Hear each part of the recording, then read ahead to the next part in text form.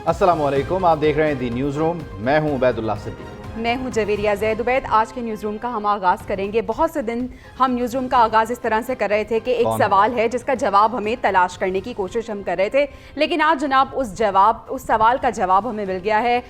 पाकिस्तान के निगरान वज़ीर आज़म का नाम सामने आ गया है। सेनेटर अनवारुल हक काकड़ साहब जो हैं वो निगरान वज़ीर आज़म के तौर पर सामने आए हैं। वो सरप्राइज़ जिसे एक्सपेक्ट किया जा रहा था, नाम की सूरत में वो सरप्राइज़ मिला है, क्योंकि फेवरेट्स तो कुछ और थे, लेकिन कुर्रा निकला है अनवारुल हक काकड़ साहब के नाम। और अब जो अपोजिशन लीडर है उन्होंने बाकायदा तौर पे इनका नाम अनाउंस किया और कहा कि आज जो मुशावरत हुई है उसमें ये नाम सामने आया है और इत्तफाक राय से इस नाम पे अब ये कुर्रा निकला है। और अनवारुल हक काकड़ साहब जो हैं बतौर निगरान वज़ीर आज़म, उनकी तैनाती की समरी पर सदर मुमलिकत ने भी दस्तखत कर दिए हैं। वज़ीर आज़म शहबाज शरीफ और अपोजिशन लीडर राजा रियाज की मुलाकात के बाद ये फैसला हो गया है। आप अपनी टेलीविजन स्क्रीन पर देख रहे हैं सदर मुमलिकत डॉक्टर आरिफ अलवी को, जो कि समरी पर दस्तखत कर रहे हैं।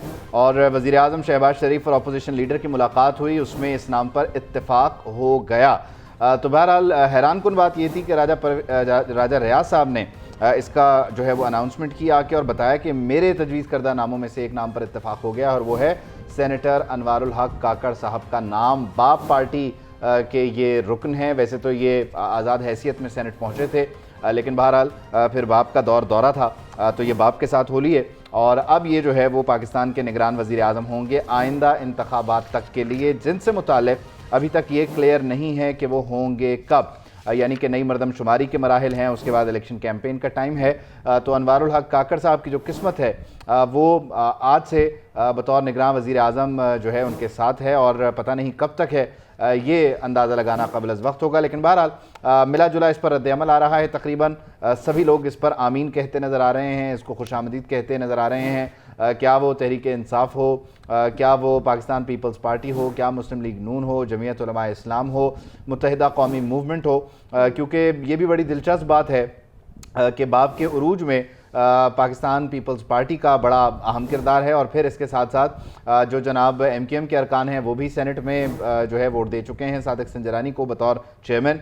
इसके अलावा जो मुस्लिम लीग नून के लोग हैं उन्होंने, बल्कि तहरीक इंसाफ के लोगों ने, नून लीग के लोगों ने वोट नहीं दिया था, तहरीक इंसाफ के लोगों ने जो है सेनेट के चेयरमैन सादिक संजरानी के लिए वोट दिया था। तो बहरहाल ये जो सारी सूरत हाल है इसमें बाप का बोल आज बाला हुआ है।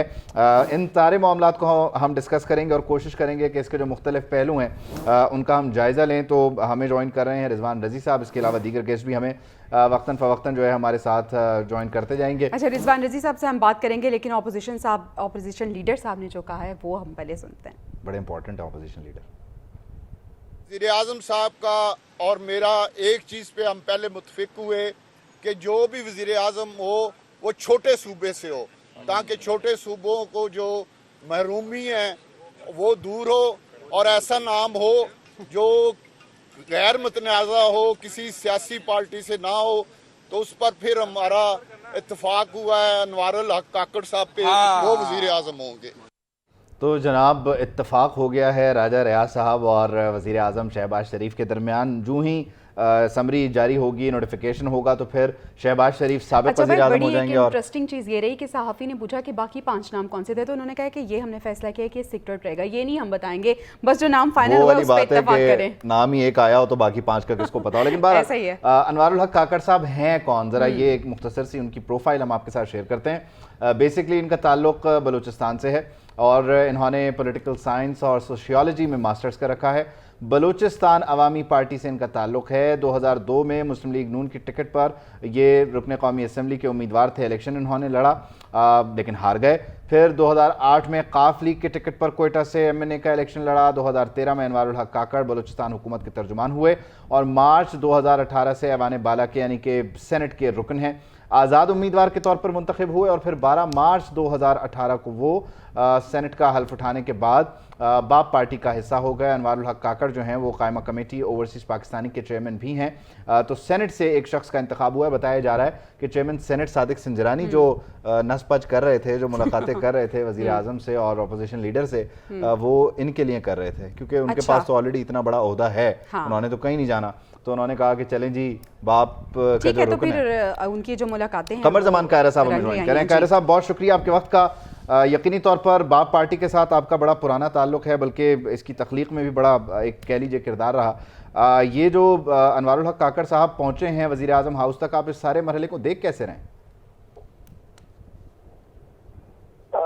मेरे लिए ये बात तशफ़ी की है कि मैंने ये आर्गूमेंट छेड़ा था, शुरू किया था कि हमारे मुल्क के अंदर केयर टेकर वज़ीर आज़म हो, वज़ीर आला हो, ये सियासी दफातर है, यहाँ पे सियासी लोगों को आना चाहिए। लिहाजा आज मैं इस बात से इत्मीनान है कि एक सियासी शख्सियत को, नौजवान है, पढ़े लिखे हैं, उनको ये मौका मिला है, तो मुझे यकीन है कि वो यकीनन बहुत बेहतर तरीके से मुल्क में चलाएं। ठीक है, और इतना सही पाकिस्तान पीपल्स पार्टी अमल है। बड़ी हैरानी की बात है कि ये सारे मामलात जो हैं, आपको पता है बाप पार्टी वैसे बलूचिस्तान अवामी पार्टी, उसे मुख्तसरन बाप कहते हैं। बाप पार्टी पर बड़े ताने भी कसेगा, बल्कि इस बलूचिस्तान अवामी पार्टी के जो सदर हैं अब्दुल कुद्दूस बजिंजो साहब, इन्होंने पिछले दिनों ख़त लिखा जनाब आसिफ अली जरदारी को कि सूरत हाल ये है कि मैं आपकी पार्टी में शमूलियत इख्तियार करता लेकिन कर नहीं सकता, हम आइंदा इंतखाब में सीट एडजस्टमेंट करेंगे। बिल्कुल ऐसे ही है। तो उबैद, बड़ी इंटरेस्टिंग सी सिचुएशन रही है, और मैं आपको क्यों नहीं ये बताऊं कि ये बनी कैसे ये पार्टी। चलिए, अगर मैं आपको बता दूं, ये आप बताना शुरू करें। चलिए मैं बताती हूँ। 2018 के इंतखाबात करीब थे जनाब। पीपल्स पार्टी बलूचिस्तान में अपने कदम जमाने की कोशिश में थी, और इस ख्वाहिश का इल्म था कि इस वक्त मुस्लिम लीग काफ के रुकन अब्दुल कुद्दूस बजिंजो को हुआ, और वो उस वक्त के वज़ीर आला बलूचिस्तान सरदार सनाउल्लाह ज़ाहरी के खिलाफ पीपल्स पार्टी की तहरीक अदम एतमाद के हमनवा हो गए। बजिंजो ने वादा किया कि तहरीक अदम एतमाद कामयाब होने के बाद वो पीपल्स पार्टी में शामिल हो जाएंगे, और पीपल्स पार्टी ने आंखों में बलूचिस्तान पर कदम रंजा होने का ख्वाब सजाए बजिंजो की हिमायत शुरू कर दी। अदम एतमाद टेबल हुई, और नून लीग के अपने अरकान अपने ही वज़ीर आला सनाउल्लाह ज़ाहरी के खिलाफ बगावत पर उतर आए। मामलात इस हद तक खराब थे कि पार्टी क़यादत के मशवरे पर वज़ीर आज़म शाहिद हक़ान अब्बासी सनाउल्लाह ज़ाहरी की मदद करने कोयटा पहुंचे, लेकिन मदद की बजाय उन्हें मशवरा दिया कि आप तहरीक अदम एतमाद का मुकाबला करने की बजाय खुद ही इस्तीफ़ा दे दें। सनाउल्लाह ज़ाहरी मुस्ताफ़ी हो गए और बजिंजो वज़ीर आला बन गए, और उन्होंने बलूचिस्तान असेंबली में मुस्लिम लीग काफ और नून लीग के अरकान के साथ मिलकर एक नई पार्टी बनाने के लिए जोड़ तोड़ शुरू किया। बजिंजो ने वफाकी काबीना में मुस्लिम लीग नून के वजीर जाम कमाल को भी अपने साथ मिला लिया, और बलूचिस्तान अवामी पार्टी के नाम से एक नई जमात सामने आई जो कि उनकी जानिब से बना ली गई, जिसके सदर जाम कमाल बन गए। और फिर उस पार्टी के कयाम का मुस्लिम लीग नून और पीपल्स पार्टी समेत बलूचिस्तान की कौम परस्त जमातों ने बहुत ज्यादा मजाक उड़ाया। बलूचिस्तान अवामी पार्टी को बाप कहा गया, और ये बाप मुल्क की सियासत पर असरअंदाज होता चला गया। 2018 में आजाद उम्मीदवार की हैसियत से सेनेटर बनने वाले सादिक संजरानी को पीपल्स पार्टी, तहरीक इंसाफ और एमक्यूएम के चेयरमैन सेनेट मुंतखब कराया, तो वो भी बाप के हो गए। उसी बाप ने 2018 के इंतखाब में तहरीक इंसाफ के पलड़े में वोट डाला, और उसी बाप के जाने से तहरीक इंसाफ की हुकूमत घर भी चली गई, और बाप पार्टी के सियासी कदकाठ में इस हद तक इजाफा हो गया कि आइंदा इंतखाबात के लिए ये बाप, जिसकी पैदाइश पीपल्स पार्टी के कंधों पर हुई, उसी बाप ने पीपी सदर को सीट एडजस्टमेंट की ऑफर की, जिससे जाहिर होता है कि ये बाप सबका बाप है, और बज़ाहिर एक कौम परस्त जमात के तौर पर सामने आने वाली ये जमात मुल्क की सियासत के बड़े पंडितों को भी अखाड़े में पिछाड़ने को तैयार है, जिससे वाज़ेह है कि बाप तगड़ा है, और ये बाप अगले इलेक्शन के लिए भी सबका बाप मुंतखब हुआ है।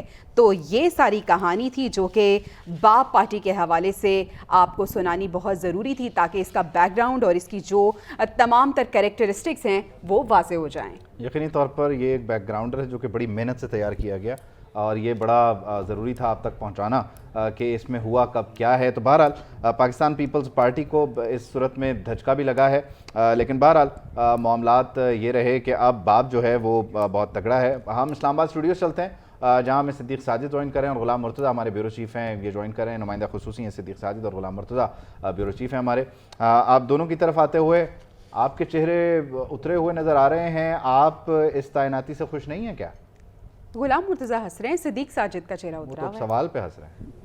सिद्दीक़ साजिद साहब, आप क्यों परेशान हैं? ये वही है जो आप पहले दिन से बताते आ रहे थे कि लिस्ट के बाहर से कोई नाम आएगा, और देखें बिल आखिर वो नाम आ गया।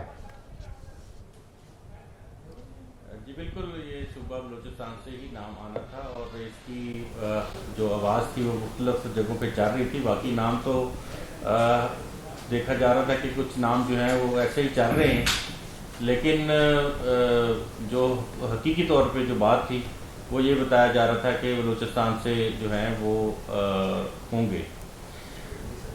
नए वज़ीर-ए-आज़म का नाम आ गया। अब सबसे अहम तो ये है कि इनकी जो प्रोफाइल है, अगर आप उनको मद्देनज़र रखें तो तमाम की तमाम सियासी पार्टियां इस बात पे मुत्तफ़िक़ हैं कि एक अच्छे पढ़े लिखे और मुहब्बे वतन सोच रखने वाले शख्स को वज़ीर-ए-आज़म जो है वो तैनात किया गया है। तो ये एक बड़ी अहम बात है कि अभी तक किसी भी सियासी जमात की जानिब से कोई ऐसी इतराज़ वाली बात नहीं की गई। इनका पोर्टफोलियो हमेशा से ये इंसान दोस्त और यहाँ पे भी अच्छे ताल्लुकात रखने वाले, अपने सियासी हरीफों के साथ भी अच्छा ताल्लुक रखने वाले और अच्छा, मैं गुलाम रज़ा साहब आपको यकीनी तौर पर मज़ीद आपसे कुछ सवालात भी करूँगा। आप भी हमारे साथी हैं। सिद्दीक़ साजिद साहब को भी ज़रा इंगेज कर लेते हैं। सिद्दीक़ साजिद साहब, जिन राहदारियों से आप ख़बरें ला रहे थे वो देखें ख़बरें दुरुस्त हो गई, दुरुस्त साबित हो गई कि लिस्ट में जो नाम है उसके बाहर से कोई नाम आएगा और आज बिल आखिर जो है उस नाम को अप्रूव कर लिया गया है। आपकी तरफ मैं आ रहा हूँ, लेकिन इस वक्त ताज़ा तरीन अपडेट आपके साथ शेयर करते हैं। बलूचिस्तान असम्बली से मुताल्लिक़ खबर आ रही है कि बलूचिस्तान भी तहलील कर दिया गया है। सरकारी टेलीविज़न के मुताबिक गवर्नर बलूचिस्तान ने वज़ीर आला बलूचिस्तान की तरफ से भेजी गई समरी जो है वो अप्रूव की है और यूँ इस वक्त एक और मुंतखब ऐवान अपनी मुद्दत से पहले तहलील हो गया है। गुज़श्ता रात गवर्नर सिंध ने सिंध असम्बली को तहलील किया और अब बलूचिस्तान असम्बली भी तहलील हो चुकी है। सरकारी टीवी के मुताबिक गवर्नर बलूचिस्तान ने असम्बली तहलील की समरी पर दस्तखत कर दिए हैं। जी हाँ, बलूचिस्तान असम्बली भी तहलील कर दी गई है। सरकारी टीवी ऐसा कंफर्म कर रहा है। गवर्नर बलूचिस्तान ने असम्बली तहलील की समरी पर दस्तखत कर दिए हैं और अब सिंध असम्बली के साथ साथ बलूचिस्तान असम्बली भी तहलील कर दी गई है।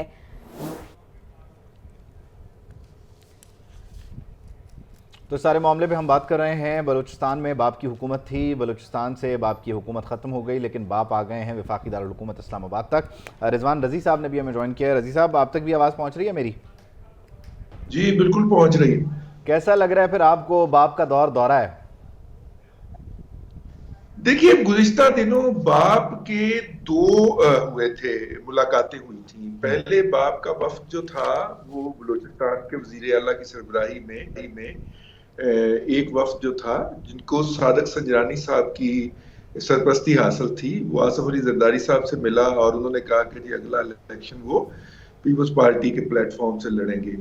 लेकिन फिर बाप को किसी दादे ने समझाया और फिर वो बाप का एक दूसरा वफद जो था वो शहबाज शरीफ साहब से आके मिला और उन्होंने कहा कि जी हम तो PMLN में जाम होंगे। फिर किसी ने समझाया होगा और कहा गया कि ये प्रेस कॉन्फ्रेंस वो जाके कोयटा में करेंगे। उन्होंने वो प्रेस कॉन्फ्रेंस नहीं की और हम उस प्रेस कॉन्फ्रेंस का इंतजार कर रहे थे कि आज उनका आ गया। मुझे लगता है बाप में ये दो ग्रुप हैं, या कम से कम मार्केटिंग पर्पस के लिए कि पीपल्स पार्टी से संजरानी साहब मार्केट करेंगे और PMLN से अनवारुल हक काकड़ साहब मार्केट करेंगे। तो मार्केटिंग के लिए इन्होंने दो फेस रखे हुए हैं। ये बाप वालों ने ये दोनों तरफ से मुफादात समेटते हैं। जिस तरह हमारे साउदर्न पंजाब के जो जागीरदार और वडेरे हैं, उनके जब जुल्म बढ़ जाते हैं अपने इलाकों में और उन पे लोग हाथ डालने की इंतजामिया बातें करती है तो वो फौरी तौर पे सराइकी का एक नारा लगा देते हैं। इसी तरह बलूचिस्तान के अंदर जो है ये हमारे जितने भी वडेरे हैं या जितने भी सरदार हैं, इन्होंने भी वहां पे बलूचिस्तान के हकूक के नाम के ग्रुप रखे हुए हैं जो सोशल मीडिया पे और आलमी मीडिया पे शोर मचाते हैं ताकि इन सरदारों को प्रॉपर बेनिफिट मिल सके। मेरी कुछ जाती यादें हैं 2013 के इलेक्शन के अंदर। मुझे आप जैसे एक अजीज दोस्त ने अनवारुल हक काकड़ साहब को रेफर किया और कहा कि इनका इंटरव्यू कर दें। अच्छा, अनवार साहब मेरे पास तशरीफ लाए। मैंने सोचा कि ये कहीं वही बलूचिस्तान की महरूमियों की बात करेंगे और जनाब को बेटर बोलेंगे, तो मैंने अपनी तरफ से बड़ी फील्डिंग लगाई हुई थी। और ठीक है, रिजवान रज़ी साहब हमारे साथ ही मौजूद रहेगा। कमन ज़मान कायरा साहब ने भी हमें ज्वाइन किया है। कायरा साहब, बहुत शुक्रिया आपके वक्त का। अब इस तैनाती को आप किस तरह से देख रहे हैं? ये नाम एक्सपेक्टेड था नून लीग और पीपल्स पार्टी की जानिब से? अपोजिशन लीडर ने आज जो अनाउंस किया है, एक बात कही जा रही थी। पहली बात तो यह है कि चले शुक्र हुआ कि ये कजिया दूर हुआ जो 1.5 महीने से तूफान मचा हुआ था कि जी कौन आएगा क्यों नहीं बता रहे। हम कह रहे थे टाइम आएगा तो बता देंगे, पता चल गया ये नाम पहले जो नाम मार्केट में सर्कुलेट कर रहे थे उनमें नहीं था। बिलाशुबा ये उसमें से आउट ऑफ बॉक्स है, लेकिन मेरी तो पहले दिन से ये मुतालबा था कि इस ओहदे के लिए ये सियासी ओहदा है, इस पे कोई सियासी शख्सियत होनी चाहिए। खागड़ साहब एक सियासी शख्सियत हैं, हमारे साथी हैं, मैं समझता हूँ पढ़े लिखे नौजवान हैं, अपने फहम फरासत से वो अपनी जिम्मेदारी जो आर्थिक तौर पर उन्हें मिली है आसान तरीके से निभाने की सलाहियत भी रखते हैं और वो कोशिश भी कर रहे हैं। अच्छा कारी साहब, इसमें यकीनी तौर पर सियासी लोगों की ख्वाहिश रही, आपने तो बड़ा इस पर बरमला इजहार किया, लेकिन दूसरी तरफ से एक और फरीक की तरफ से ख्वाहिश थी कि कोई इकोनॉमिस्ट हो, तो यहाँ इस मामले को कैसे फिर वर्केबल बनाया गया? कौन हो? एक इकोनॉमिस्ट हो, मईशत दान हो, जिसके लिए फिर इसहाक डार का नाम तजवीज़ किया गया। ये बड़ा मिसनॉर्मल है। पाकिस्तान की तारीख ये है कि जब जब हमारे टेक्नोक्रेट, हमारे इकोनॉमिस्ट जो थे वो आके वज़ीर ख़जाना बनते रहे, पाकिस्तान की इकोनॉमी उतनी बेहतर काम नहीं की। जब जब हमारे यहाँ इकोनॉमी ना समझने वाले लेकिन समझदार लोग आके इकोनॉमी पे या मुल्क चलाने के लिए बैठे, उन्होंने ज़्यादा बेहतर तरीके से चलाया। तो ये ज़रूरी नहीं होता कि इकोनॉमिस्ट इकोनॉमी को चलाने के लिए है, मुल्क चलाने के लिए तो आपको और चीज़ें चाहिए। अच्छा, वैसे ये कितना सरप्राइजिंग था कि आप लोगों की तरफ से जो नाम थे उसमें से कोई नाम नहीं था और सरप्राइजिंग नहीं था जी। ऑपोजिशन लीडर साहब एक सियासी शख्सियत का नाम लेकर आए, कोई सरप्राइजिंग नहीं था। अच्छा सर, अगर अनवारुल हक काकड़ साहब की हम बात करें तो जो उनके करीबी हल्का है वो कहते हैं कि वो सियासतदान होने के साथ साथ खासे दानिश्वर भी समझे जाते हैं और बलूचिस्तान के जो हुकूक का मुकदमा है बड़े अच्छे अंदाज में उन्होंने लड़ा है, तो विफाक को किस तरह से आपको लगता है वो लेके चलेंगे? मैंने अर्ज किया ना कि वो बहुत पढ़े लिखे आदमी हैं, यूनिवर्सिटी से भी पढ़े हैं, उनका बहुत एक्सपीरियंस है और बड़ा गुफ्तगू का सलीका जानते हैं, मामला फहम है और इंशाल्लाह वो चीज़ों को बेहतर चलाएंगे यकीनी तौर पर। अच्छा, इसमें कायरे साहब ये भी कहिएगा कि ये जो सूरत हाल है इसमें ये भी समझा जाता है अनवारुल हक काकड़ साहब जो सियासी कैंप्स हैं उनके अलावा गैर सियासी कैंप्स के साथ भी अच्छे इंगेज रहते हैं, तो ये कितना खुशाइंद है इस मौके पर कि जब इंतखाबात से मुतालिक क़यास है तब एक ऐसा शख्स होगा जो दोनों तरफ बैलेंस लेके चलेगा। देखिए, केयरटेकर वजीर आजम का कोई ताल्लुक नहीं है लंबा चौड़ा इलेक्शन के प्रोसेस से। वजीर आजम तो इस्लामाबाद का वजीर आजम होता है, इलेक्शन में तो अमल सूबाई हुकूमतों का होता है और सूबाई हुकूमतें अपनी जगह बैठी हैं और मेजर काम इलेक्शन कमीशन का है। ठीक है, कारे साहब हमारे साथ ही रहिएगा। हमारे साथ सिद्दीक साजिद और गुलाम मुर्तज़ा साहब भी मौजूद हैं, उनसे भी हम जान लेते हैं। सबसे पहले हम गुलाम मुर्तज़ा साहब आपका रुख करते हैं, कैसी फ़िज़ाएँ और हवाएं अब आप देख रहे हैं शहर इक़्तिदार की, या वो जवाब मिल गया है जो हम तलाश करने की कोशिश कर रहे थे? आज अपोजिशन लीडर की जानिब से एक सरप्राइज़ दिया गया है, फेवरेट्स तो कुछ और थे लेकिन नाम कुछ और सामने आ गया। जी बिल्कुल, सरप्राइज़ तो नहीं कहा जा सकता क्योंकि ये तो बात वाज़े थी कि इनका ताल्लुक जो होगा वो छोटे सूबे से होगा और नॉन कंट्रोवर्शियल होंगे, तो हम बल्कि करीब करीब पहुंच गए थे। अच्छा, बल्कि हमारे साथी एंकर जो हैं उन्होंने तो बाप का नाम बड़ा लिया था कि बाप ही जो है उन्हीं से ताल्लुक होगा, तो सादिक संजरानी साहब का नाम चल रहा था, लेकिन अब ये है कि उनसे भी ज़्यादा हम ये कह सकते हैं कि आज़ाद और ख़ुद मुख्तार आदमी जो हैं वो निगरान वज़ीर आज़म के लिए उनका नाम आ गया है, मुकर्रर हो गए हैं। अब जो एक था कि एतराज़ होगा मुख्तलिफ़ सियासी जमातों की जानिब से, कोई कहेगा कि ऐसा कैसे हो गया, ये कैसे लाया गया इनको, वो सूरत हाल अब वाज़े हो गई है कि ऐसी नॉन कंट्रोवर्शियल शख्सियत है, गैर मुतनाज़ा आदमी है जिनके ऊपर किसी भी सियासी जमात को एतराज़ नहीं होगा और ना ही मेरे ख्याल में कोई ऐसी इनका जो बैकग्राउंड है उसको मद्देनज़र रखा जाए तो इनकी जितनी कमेटियों में हमने इनको मिलते रहे हैं, इनको कवर करते रहे, ये हमेशा बड़े मुदल्लल अंदाज में एक मंतक के ऊपर, लॉजिक के ऊपर हमेशा इन्होंने बात की है। पढ़े लिखे बंदे हैं और हमेशा इनकी हुब्बुल वतनी जो है वो भी किसी भी लिहाज से कभी कोई क्वेश्चन ऐसा नहीं हुआ। हमेशा इन्होंने जब भी बात की कंस्ट्रक्टिव बात की और अदारों को बेहतर करने की बात की। तो अब जो रोल है, सबसे अहम बात तो ये है कि एक तो इलेक्शंस आगे जाने की बात हो रही है और ऐसे हालात में हम ये बात पहले भी इसी प्रोग्राम में जिक्र कर चुके हैं कि ऐसी शख्सियत ही चाहिए थी या ऐसा बंदा ऐसे सूबे से ही चाहिए था कि जो इन तमाम मामलात को लेके आगे चले, ताकि पंजाब पे या किसी और पे कुछ छाप ना आए, बल्कि जो सूरत हाल है उसके मुताबिक बड़े सूबे से अगर ताल्लुक़ होता वज़ीर आज़म का या कोई थोड़ी सी मुतनाज़ा शख्सियत होती तो बड़े सवालात उठते। वैसे छोटे सूबे को ऐसे मामले में लेकर आना जो है ये सिर्फ एक नारा ही होता है कि छोटे सूबे से वज़ीर आज़म ले आएँ या चेयरमैन सेनेट ले आएँ। अब बाकी बहरहाल उनके इख्तियारात कितने होते हैं ये तो खुद एक बहस ही है। फ़ारूक वड़ाई साहब ने भी हमें ज्वाइन कर लिया है। आज ये कुछ आम मुलाकातें भी करते हैं और रिजवान रज़ी साहब इस इंतज़ार में हैं कि हम उनकी तरफ जो है वो मामलात को लेकर जाएँ, सवालात को लेकर जाएँ। लेकिन पैनल जो है वो आहिस्ता आहिस्ता भारी होता जा रहा है हमारा, जिसका वज़न हम उठाने की कोशिश कर रहे हैं। सिद्दीक़ साहब ज़रा मुख्तसरन मुझे पहले ये बताएं कि हलफ बर्दारी की तकरीब से मुतालिक क्या खबरें, कितने बजे? 8 बजे की इत्तलात आ रही हैं कुछ? जी, हलफ बर्दारी के हवाले से तो कहा जा रहा है कि 14 अगस्त को होगी और 3 बजे सफेर सदर में। तो उसका मतलब यह है कि उससे पहले जो तकरीब होगी उसमें वज़ीर आज़म शहबाज शरीफ की उससे। हाँ बोलें सिद्दीक़ साहब बोलें। जी जी, तो उससे पहले तो फिर जो सुबह तकरीब मरकज़ी तकरीब होगी तो लग यही रहा कि उससे फिर जो मौजूदा वज़ीर आज़म है शहबाज शरीफ वही जो हैं वो सलामी लेंगे, ये नज़र आ रहा है। अगर ये 14 अगस्त को हलफ उठाएं, क्योंकि अभी तक बाकायदा जो एक नोटिफिकेशन होता है वज़ीर आज़म की अपॉइंटमेंट का वो जारी जो है वो नहीं किया गया।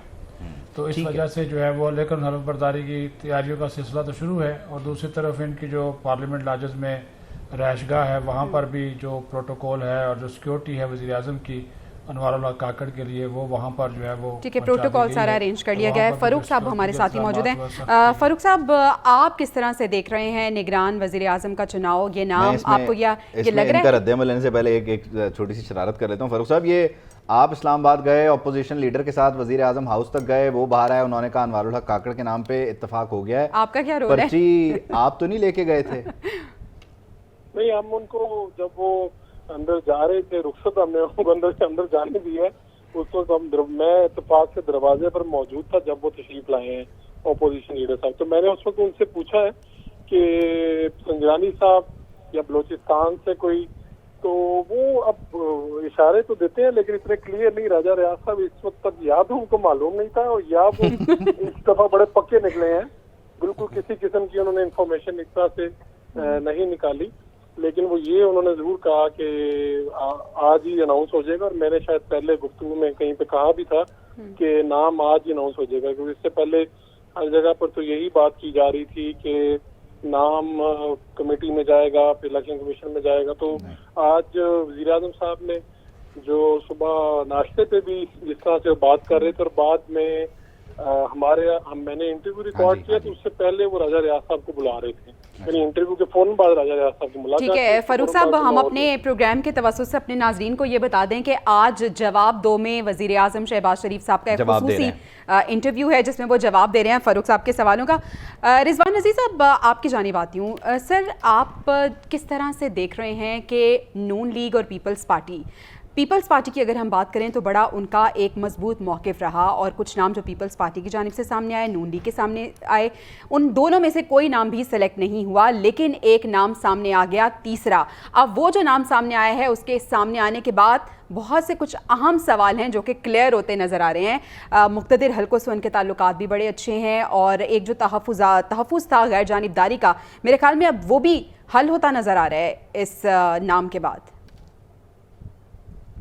देखिए, बात ये है कि मैंने आपको एक कहानी सुनाने की कोशिश की थी, आपने मेरी कहानी ठोक दी थी। अगर आप मुझे 2 मिनट दे दीजिएगा जी तो मैं वो आपको कहानी सुना दूं। मुझे 2013 के इलेक्शन में एक दोस्त है, जर्नलिस्ट हैं, बड़े सीनियर जर्नलिस्ट हैं, आजकल पीटीआई के हामी हैं बहुत ज्यादा शदीद। तो उन्होंने मुझे फोन किया और रिक्वेस्ट की कि जनाब एक साहब हैं, बलूचिस्तान से आए हैं, नौजवान हैं, बड़े प्रॉमिसिंग हैं और आपके लिए बड़े मुफीद साबित होंगे, आप उनका इंटरव्यू कर लीजिए। तो मैंने सोचा कि वो बलूचिस्तान से आए होंगे, कोई बिटर होंगे, कोई हकूक की बात करेंगे, कोई एंटी एस्टेब्लिशमेंट बयानियां लेके चलेंगे, लाइव प्रोग्राम होगा। तो मैंने अपनी तरफ से बड़ी फील्डिंग लगा के उनको इंटरव्यू के लिए बुलाया। आधे घंटे का टाइम तय हुआ, जो मैंने तय किया कि मैंने आधे घंटे बाद इनसे माजरत कर लेनी है। लेकिन उन्होंने बातें ऐसी की कि मैं तो हैरान ही रह गया। यानी कि मैं इधर अपना गोल कवर करने के लिए खड़ा हुआ था और वो बॉल लेके दूसरे गोल पोस्ट की तरफ दौड़ लगा दी। बिल्कुल ऐसे ही जैसे उस इंटरव्यू में आपके साथ हुआ रिजवान रईस साहब, मुझे ये करना पड़ेगा क्योंकि फाद हुसैन साहब ने मैं ज्वाइन किया, प्रेसिडेंट PNN। फाद साहब, thank you so much for your time. ये जो सारी सूरत हाल है, इसमें इस तैनाती के बाद कहीं ये तो नहीं कहना पड़ेगा बाप रे बाप? शुक्रिया उबैद और जवेरिया। देखिए मेरे ख्याल में तो ये जो जिन हालात में ये अपॉइंटमेंट हुई है, इससे बेहतर अपॉइंटमेंट मेरी नजर में नहीं हो सकती। यानी वो जिस तरीके से ये नाम हमारे सामने आ रहे थे और क्या सराइयां हो रही थी कि कौन जो है वो किधर से आ रहा है और क्यों आ रहा है, और जब वो आएगा तो क्या होगा, और अगर बहुत ज्यादा पॉलिटिकली अलाइंड होगा तो उससे केयर टेकर गवर्नमेंट का जो रोल है उस पर क्या फर्क पड़ेगा। ये तमाम तर बातें कई हफ्तों से ये बातें चल रही थी, और अब देखिए कि ये डार्क हॉर्स की तरह ये निकले हैं। जिस तरह अभी आप जिक्र कर रहे थे कि जो हमारे ब्यूरो चीफ साहब हैं, गुलाम मुर्तजा साहब और सिद्दीक साजिद साहब, ये तो पहले से ही हमें कह रहे थे, तो माशाल्लाह इनकी खबरें भी जो है वो बिल्कुल दुरुस्त साबित हुई हैं। और मेरे ख्याल में इससे बेहतर डार्क हॉर्स हो नहीं सकता था। और मैं ये क्यों कह रहा हूँ, मैं इसलिए कह रहा हूँ, देखिए बिकॉज जो इस वक्त हमें जो केयर टेकर प्राइम मिनिस्टर के लिए जो रिक्वायरमेंट थी उस शख्स की, वो जिस तरह अंग्रेजी में कहते हैं कि he ticks all the right boxes, यानी सेनेटर भी हैं, पार्लियामेंटेरियन भी हैं, सियासतदान भी हैं, छोटे सूबे से भी हैं। पहले जो है वो जो PTI की गवर्नमेंट थी तब भी इनके PTI से भी अच्छे मरासिम थे, PMLN के साथ भी इनके अच्छे मरासिम हैं, इस्टेब्लिशमेंट के साथ भी इनकी एक अच्छी रिलेशनशिप है। तो यानी मैं जो ये कह रहा हूँ कि ये बेस्ट अपॉइंटमेंट हुई है इसलिए क्योंकि इस वक्त जो जरूरत है हमें इस तरह का शख्स जो कि न सिर्फ पाकिस्तान के जो डे टू डे चैलेंजेस हैं उनको डील करे, बल्कि इस पोलराइज सूरत हाल में एक इस तरह का शख्स हो जो अक्रॉस द डिवाइड लोगों को एक्सेप्टेबल हो। अच्छा सर, मैं माजर चाहूँ जी सर जी एक चीज और ऐड कर दूं कि उसके अलावा जो बहैसियत एज एन इंडिविजुअल ऑल्सो इनकी बड़ी जो पर्सनालिटी है वो मेरे ख्याल में इस वक्त बड़ी मौजू है कि वो लोगों को साथ लेकर चलने वाले हैं। तो मेरे ख्याल में बहुत अच्छी अपॉइंटमेंट हुई है और पाकिस्तान की सियासी जो सूरत हाल है उसमें इससे बेहतर अपॉइंटमेंट नहीं हो। फाद साहब, आप जिस तरह से कह रहे हैं कि बड़ी अच्छी अपॉइंटमेंट हुई है, तो जिस तरह का सियासी हिजान इस वक्त बरपा था पाकिस्तान में, तो ऐसा लग रहा है कि ये रे ऑफ होप है, क्योंकि हम देख रहे हैं कि इत्तेहादी भी इस पे मान रहे हैं, जो जितनी भी सियासी जमातें हैं वो इस नाम पर मुत्तफिक नज़र आ रही हैं। तो सर, आने वाले मुस्तकबिल में आप सियासी सूरत हाल को किस तरह से देख रहे हैं? कुछ उम्मीद नज़र आ रही है इलेक्शन वक्त पर होंगे और जो सूरत हाल पैदा हुई थी मुल्क की वो कुछ बेहतर होती नजर आ रही है आपको? देखिए मेरा ख्याल है बिल्कुल ये फर्क तो पड़ेगा कि अगर एक इस तरह का शख्स सेनेटर अनवार काकड़ जैसा शख्स जो है अगर वो caretaker prime minister appoint होता है, तो जाहिर बात है कि प्राइम मिनिस्टर का तो बहुत, बल्कि सबसे मैं तो कहना चाहता बहुत ज्यादा रोल होता है, सबसे ज्यादा रोल होता है कि उस वक्त की सियासी मूड क्या है, सियासी तौर पर मुल्क में किस तरीके से एक अप्रोच क्या है, किस तरीके से मामलात को संभाला जा रहा है। तो उनकी शख्सियत से होते हुए मेरे ख्याल में जो एक इस वक्त एक तलखियां हैं और जो एक बहुत ज्यादा एक पोलराइज्ड एनवायरनमेंट है, वो कुछ हद तक कंट्रोल में आएगा गवर्नमेंट की साइड से। इलेक्शन कैंपेन में तो वो होना है, अभी इलेक्शन कैंपेन शुरू हो जाएगी, उसमें तो वो पोलराइजेशन होगी और होनी भी चाहिए, लेकिन कम से कम जो रनिंग ऑफ द गवर्नमेंट है उसमें मेरे ख्याल में हमें ये बड़ा इंपॉर्टेंट है कि उस वक्त जब मेन स्ट्रीम जमातें आपस में दस्तों गिरेबां हैं इलेक्शन कैंपेन में, तो जो सरकार है वो सर नीचा कर अपना काम कर रही है। तो उस हवाले से मेरे ख्याल में ओवरऑल इस अपॉइंटमेंट का एक बहुत अच्छा इम्पैक्ट हो यकीनी तौर पर। अच्छा फाद साहब, इसमें ये बड़ा जिस तरह से जवेरिया ने कहा कि सभी मुबारकबाद दे रहे हैं, ट्विटर भी देखा जाए तो सब जो है वो ज़मीन आसमान के कलाबे मिला रहे हैं अनवारुल हक काकड़ साहब के लिए। ये इसलिए हो रहा है कि राजा रियाज साहब के ज़रिए ये नाम आया या राजा रियाज साहब ने ये नाम दिया? इतने काबिल कबूल हैं ये सब के लिए? नहीं, देखिए वो लोग इनको जानते हैं, इनका जो ट्रैक रिकॉर्ड है, ये कोई एक अननोन शख्सियत तो है नहीं, काफी अच्छे से 2018 से ये सेनेटर हैं। उसके अलावा जो नेशनल डिस्कोर्स होता है उसमें ये अक्सर और बेशतर आपको यानी कि मीडिया पे भी नजर आते रहे हैं, सोशल मीडिया पे भी एक्टिव हैं, और वैसे भी जो इनका जो सोच है वो कोई ढकी छुपी तो है नहीं। तो मेरे ख्याल में जो वेलकम हो रहा है वो इसलिए हो रहा है कि एक नॉन कॉन्ट्रोवर्शियल शख्स जो है उसको अपॉइंट किया गया है, जो कि सियासतदान भी है, छोटे सूबे से भी है और तमाम तर स्टेक होल्डर्स को एक्सेप्टेबल भी है। अब देखिए 100% उस पोलराइज्ड एनवायरनमेंट में कोई भी किसी को एक्सेप्टेबल नहीं होगा, लेकिन अगर आप 100 से थोड़ा कम भी कर दें तो मेरे ख्याल में इस वक्त जो हमारे पास जो ऑप्शन थे उनमें इससे बेहतर ज्यादा एक्सेप्टेबल ऑप्शन को हो नहीं सकता था, और मेरे ख्याल में हमारी सियासत पे इसका बड़ा मुस्बत जो है वो असर होगा। चलें, मुस्बत असर होगा। Will wait for those days. बहुत शुक्रिया फात हुसैन साहब, thank you so much for your time. Ghulam Murtaza साहब और सिद्दीक साजिद साहब, आपको फात साहब तो मुबारकबाद दे गए। मैं भी बार बार ये बात रजिस्टर करवा रहा था, एक बार मेरी तरफ से भी और जवेरिया की तरफ से बाकायदा मुबारकबाद कि आप लोग जो अंदाजे लगा के बैठे हुए थे वो वैसे ही हुआ। अब वो जो बॉल मैंने रिजवान रजी साहब से छीनी थी, मैं ज़रा उन्हें वापस कर रहा हूँ ताकि वो अपनी कहानी पूरी करें और फिर हम आगे बढ़ें। रजी साहब आप जरा जल्दी कीजिए इससे पहले कि कोई और आ जाए।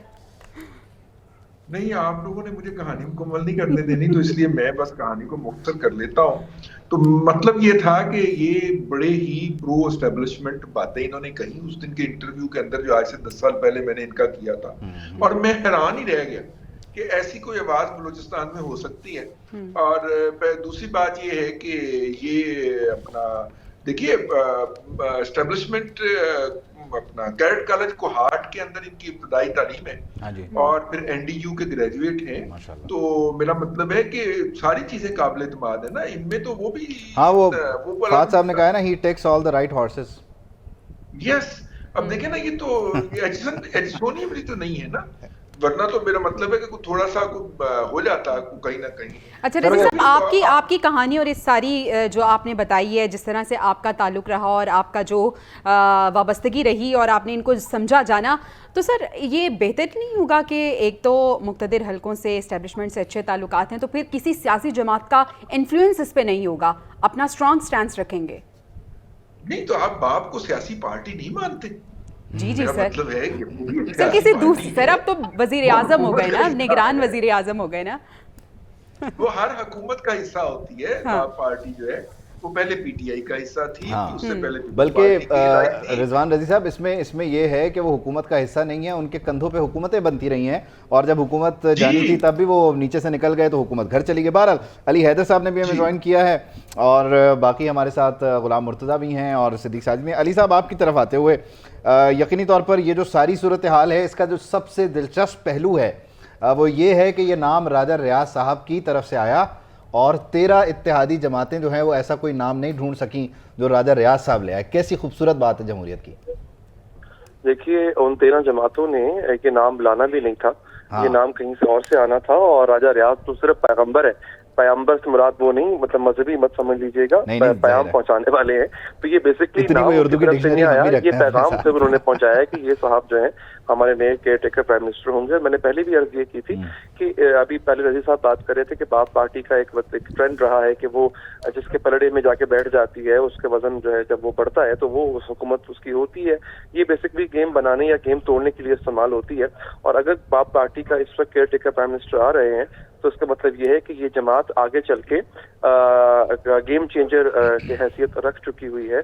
और पीपल्स पार्टी में इसकी शमूलियत का इम्कान था, बाप पार्टी का जो है वो इत्तेहाद पीपल्स पार्टी से होना था, वो नहीं हुआ। ये भी एक मैसेज है कि पाकिस्तान पीपल्स पार्टी आपको अगले केयर टेकर सेटअप के बाद जो इंतखाबात होंगे उस इंतखाबात में शायद आपको कोई बड़ा किरदार निभाती हुई नजर ना आए।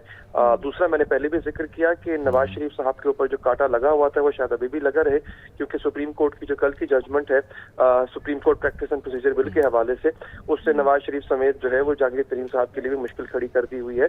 फेवरेट अभी तक शहबाज शरीफ ही हैं सबके। और एक हाइब्रिड निजाम हम देख सकते हैं जो कि इसकी कंटिन्यूटी है। हाइब्रिड तो अभी भी चल ही रहा है एक तरह से, बल्कि वो इमरान खान के दौर से ही शुरू हो चुका था हाइब्रिड। इसको आप अल्ट्रा हाइब्रिड प्रो मैक्स कह सकते हैं फिलहाल इस निजाम को। अच्छा अली हैदर, आप जो मुल्क का सियासी मुस्तकबिल है उसमें कितनी मुस्बत तब्दीली देख रहे हैं अनवारुल हक काकड़ के नाम से? किस तरह से आप देख रहे हैं कि निगरान सेटअप को ये चला सकेंगे? और एक आम सवाल के इलेक्शंस जो होने हैं कितना उसके लिए इंपॉर्टेंट रोल प्ले करेंगे? लेकिन ये सवाल जो है आपसे दोबारा मैं पूछूंगी। हमारे साथ गुलाम मुर्तज़ा और सिद्दीक साजिद भी मौजूद हैं।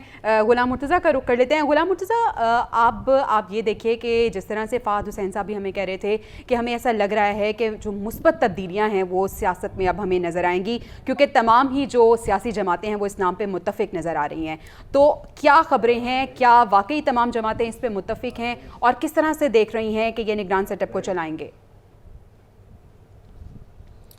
निगरान सेटअप के हवाले से अब आप इस वक्त जो सूरत हाल है, जब वज़ीर-ए-आज़म खिलाफ उठा लेंगे तो अनवारुल हक काकड़ साहब वज़ीर-ए-आज़म होंगे निगरान, चेयरमैन सेनेट भी संजरानी साहब बलूचिस्तान से होंगे, चीफ जस्टिस ऑफ पाकिस्तान जो आ रहे हैं वो भी बलूचिस्तान से होंगे। यानी कि हमने ट्राइकोटमी ऑफ पावर सारी की सारी जो है वो बलूचिस्तान में ट्रांसफ़र कर दी है।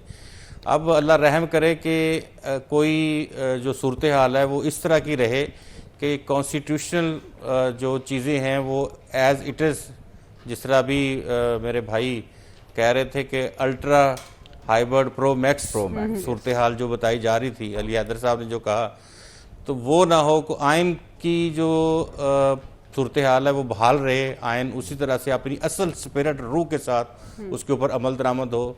जो 90 डेज़ का टाइम है उस टाइम फ्रेम में इलेक्शंस हो जाएं और जो हकदार हों उनको उनका हक जो है वो पहुंच जाए, क्योंकि इतनी ज़्यादा रिस्पॉन्सिबिलिटीज़ एक वक्त में एक सूबे के ऊपर डाल दी गई हैं, सूबा बलूचिस्तान के ऊपर। तो खुदा न खास्ता कोई कॉन्स्टिट्यूशनल अगर कोई चीज़ ऊपर नीचे होती है तो इसके असरात भी उन्हीं सूबे के नाम के ऊपर आएंगे और उन्हीं को बर्दाश्त करना पड़ेंगे। ये बड़ी अहमियत की हामिल है कि आने वाले जो गुलाम मुर्तज़ा साहब अपनी बात पूरी कीजिए, फिर मैं सवाल लेकर आता हूँ। अच्छा जी, गुलाम मुर्तज़ा साहब ने खामोशी को जवाफियत जाना। सिद्दीक साहब मुझे ज़रा ये बताइए कि वो जो बाकी नाम थे जो बड़े फेवरेट थे, एक दिन एक फेवरेट था एक दिन एक फेवरेट था, उन नामों को फिर अब हम कैबिनेट में एडजस्ट होता हुआ देखें, ख़ासतौर पर हफीज़ शेख साहब से मुतालिक क्या खबरें? जी अभी रिजवान रजी साहब ने एक जो है वो कहानी सुनाई है, एक छोटी सी कहानी मैं भी सुना देता हूँ जी। कि 2-3 दिन पहले सर आप लोग मिलकर फिर कहानियां कर रहे हैं। सादिक संजरानी से मुलाकात हुई थी पार्लियामेंट हाउस में, क्योंकि वो मैं PRA का प्रेसिडेंट में, वो पैमरा तरमीमी बिल के हवाले से तो हमने उनसे दरख्वास्त करने गए थे। तो मैंने उनसे ऐसे गपशप में सवाल किया, मैंने कहा जी ये बाप वाले तो आपके सारे जा रहे हैं उधर, कोई नून लीग में जा रहा है, कोई पीपल्स पार्टी में जा रहा है। तो उन्होंने मुझे एक बड़ी जुबानी बात कही थी, उन्होंने कहा कि चौधरी तू देख आने वाले दिनों में बाप वाले क्या करते हैं और आप हमें अंडर एस्टिमेट ना करें, बाप कायम भी रहेगी और बाप आपको सरप्राइज भी देगी। ये 3 दिन पहले कहा। फिर वो अगले दिन वो खुद वो मुतहर्रक हुए और बाकायदा मैसेंजर का रोल प्ले किया और ये सारी खबरें हम देते रहे हैं कि सादिक संजरानी तो खुद उम्मीदवार के तौर पर नजर आ रहे हैं या फिर एक मैसेंजर का रोल प्ले कर रहे हैं। कल हमने पार्लियामेंट में खुद अपनी आंखों से देखा उनकी एक्टिविटी को, कभी सागदार के पास जा रहे हैं, कभी राजा रियाज के पास जा रहे हैं। ये जो नाम आया ना अनवार काकड़ का, ये नाम आज आया है, पहले ये नाम नहीं था। रात इसके ऊपर जो वज़ीर आज़म ने इत्तेहादियों के साथ मीटिंग की थी उसकी खबर भी हमने दी थी कि ये इत्तेफाक हो गया है कि निगरान वज़ीर आज़म छोटे सूबे से होगा, या खैबर पख्तूनख्वा से या बलूचिस्तान से। रात हमने इत्तेहादियों के हवाले से खबर दी थी। तो आज सुबह कुछ मीटिंग्स हुई हैं, वो कहानी मैं बताना नहीं चाहता क्योंकि अभी कोई ज़िंदगी अजीज़ है, तो इस वजह से कुछ मुलाकातें हुई। तो उसके बाद जो है वो नाम फिर और राजा रियाज के ज़रिए ये नाम जो है वो दिया गया और फिर बाकायदा तौर पे इसके ऊपर मुशावरत भी की और इसको फिर वहाँ पे डिस्कस किया गया आसिफ जरदारी के साथ भी। और इस मुलाकात के दौरान ही शहबाज शरीफ ने जो है वो टेलीफोन भी किया नवाज शरीफ को भी, उनको भी बताया कि इसके नाम के ऊपर हम इत्तेफाक कर रहे हैं। तो उन्होंने कहा जी ठीक है जी, क्योंकि इसके ऊपर एक फरीक नहीं है, जितने भी इस वक्त। लेकिन बहरहाल चलें, ये जो कहानी आप सुना रहे हैं सिद्दीक साहब, इसका एंड ये है कि वो सारे के सारे जो स्टेक अनवारुल हक काकड़ साहब जो हैं, अनवारुल हक काकड़ साहब जो हैं वो फाइनल हो गए हैं, उनके नाम को सब ने अप्रूव कर दिया और होपफुली जैसे गुलाम मुर्तज़ा साहब कह रहे हैं कि 14 अगस्त तक वो बहुत ज़्यादा हुआ तो अपने ओहदे का हलफ भी ले लेंगे। रिजवान रज़ी साहब, यकीनी तौर पर इसमें जिस तरह से इसको वेलकम किया जा रहा है ओवरऑल, तो मुझे ये बताइए कि ये बड़ा इम्पॉर्टेंट है इस चीज़ को भी देखना कि थोड़ा सा टेम्परेचर जो है वो कूल डाउन होगा, जो एक हैजान है, गर्मी है, खींचातानी है, उसमें कुछ कमी ज़रूर आएगी, ये उम्मीद लगाई जा सकती है। बिल्कुल, आप उम्मीद भी रखें और यकीन भी रखें। उसकी वजह ये है, बहरहाल मुझे इसके बारे में डाउट है, क्योंकि पीटीआई के साथ कोई रहा हो या पीटीआई में रहा हो, जब वो पीटीआई छोड़ के जाता है या उससे फासला अख्तियार करता है तो उसके साथ फिर जो पीटीआई की सोशल मीडिया का मामला तो नहीं हो सकता और उसका कोई तारीख के अंदर जिक्र नहीं मिलता। चूंकि ये पीटीआई की हुकूमत के साथ इत्तेहादी के तौर पे रह चुके हुए हैं और अब ये केयर टेकर बन जाएंगे, तो पहला इनको टेक ऑन करेगी पीटीआई की सोशल मीडिया टीम। ये बात मेरी आप नोट करके रख लीजिए। इनकी सबसे पहली मुखालफत पीटीआई की तरफ से ही होगी, उन्हें भी फरागत से वो काम मिल जाएगा, पहली बात है। दूसरी बात जहां तक है कि भाई जो कंसेंसस इवॉल्व किया करते हैं, उन्होंने इस पे भी कंसेंसस इवॉल्व कर लिया है। इसलिए अबैदुल्ला सिद्दीकी साहब, आप और मैं और अपने जो इस्लामाबाद वाले हैं सिद्दीक साजिद साहब, हम तीनों की सलामती इसी में है और इज्जत इसी में है कि हम ये कंसेंसस के हवाले से जो है वो कौम को अच्छा बताएं, शुभ बोलें। नहीं, यकीनी तौर पर ये देखें ना, देखें आपने 2-3 चीजों पे सरैया से नादर हुआ है। नहीं, आप ये 2-3 चीजें बार बार देखें, इनको समझें भी। जितने भी हमारे पैनलिस्ट हैं उनकी राय में भी ये एक इंतहाई मुहिब वतन शहरी हैं। अच्छा, इसमें कोई दो राय भी नहीं है। दूसरी चीज़ ये कि ये बड़ी एक जो आप कह लीजिए मुदल्लिल गुफ्तगू करते हैं, ये भी बड़ा ज़रूरी होता है। दूसरा, हर इशू पे इनके पास जो मौक़िफ़ होता है वो बड़ा लाउड होता है, बड़ा वाज़ेह होता है, बड़ा क्लियर होता है। और इसी तरह इस लाउड एंड क्लियर मौक़िफ़ को बयान करने के लिए मंसूर आज़म काजी साहब ने भी हमें स्टूडियोज़ में ज्वाइन कर लिया है। काजी साहब, थैंक यू सो मच। वैसे तो हम छोटी छोटी खिड़कियों में बैठे हुए हैं, लेकिन आप और मैं एक दूसरे की तरफ देख कर भी थोड़ा सा सांस ले सकते हैं। लेकिन बहरहाल अब बाप से तो डेफिनेटली एक शख्सियत आ गई है और अली हैदर साहब की राय है कि आइंदा आने वाला जो सियासी नक्शा है उसमें बाप का किरदार बड़ा अहम हो जाएगा, बढ़ जाएगा और पीपल्स पार्टी कहीं पीछे जाती हुई नजर। आपको भी ऐसा लग रहा है क्या? अच्छा, firstly thank you very much Ubaid and Javeria. Situation कुछ ऐसी ही है और अभी बात हो रही थी कि पीडीएम की जमातें अलॉन्ग विद राजा रियाज, हम थोड़े दिन पहले आपके ही न्यूज़ रूम में बैठे हुए थे और हम लोग यही बात कर रहे थे कि राजा रियाज से कोई पूछेगा तो टू बी वेरी ऑनेस्ट आज भी किसी ने नहीं पूछा, सिर्फ कन्वे कर दिया गया पीडीएम को और वाया राजा रियाज के ही is going to be there. जहाँ तक अनवारुल हक काकड़ की बात रही, वेरी पॉलिश्ड पर्सन, सबसे इम्पोर्टेंट। आप बहुत कम पॉलिटिशियंस हैं जिनके साथ बैगेज नहीं है, डजंट कैरी बैगेज। एक आधा केस उनका नैब की इंक्वायरी आई थी, वो आई थी, बट दैट वाज क्लियर्ड, उसमें कोई ऐसी चीज़ नहीं थी। सेकेंडली, उनका स्टांस हमेशा से बड़ा पॉलिटिकल रहा है और प्रो डेमोक्रेटिक रहा है। ये आपकी बेसिक रिक्वायरमेंट्स हैं इस पूरे सेटअप में जिसको हम जमहूरियत कहते हैं। इस ऐसा शख्स, आपको याद होगा ये बात हो रही थी कि जी किस तरह का केयरटेकर सेटअप आए, ऐसा सेटअप आए जो आके बैठ जाए या जो इलेक्शंस कराए और एग्जिट करे। सो अंडर दैट अम्ब्रेला आपके पास this was the best choice. Choices अगर आप पीडीएम की बात करें, it was never a PDM choice, it was never a people's party choice, it was a choice of those who actually make a difference. So इस शख्स के आने से एक प्रॉब्लम जो मुझे नजर आती है अब इस गोइंग फॉरवर्ड, जो कैबिनेट बनने लगी है, इसके अंदर कहा यह जा रहा है कि वो तमाम लोग जो पहली काबीना में शामिल थे उनकी रिप्रेजेंटेशन आने ओके, यानी कंटिन्यूएशन ऑफ पॉलिसी जो है वो हमें नजर आएगा बाहर। लेकिन अभी जब तक किसी बंदे ने ओहदा संभाला नहीं है उसमें हम बुराइयां ना ही ढूंढें तो बड़ा एक बेहतर चीज ये भी है। सो लेट्स सी कि आइंदा आने वाले दिनों में इनका क्या कंडक्ट रहता है। रजी साहब, आपकी तरफ आते हैं। रिजवान साहब, जिस तरह से मंसूर साहब भी कह रहे थे कि एक ऐसा शख्स अब निगरान वज़ीर आज़म के तौर पे आया है जो कि बड़ा स्ट्रॉन्ग स्टैंड रखता है, आप किस तरह से देख रहे हैं? सर, अब तैनाती तो हो गई, उस सवाल का जवाब तो मिल गया कि निगरान वज़ीर आज़म कौन होगा। इलेक्शंस आपको वक्त पे होते नजर आ रहे हैं? देखिए, मंसूर साहब के बाद बोलना जो है वो तो फिर सूरज को चिराग दिखाने के मुतरादिफ है।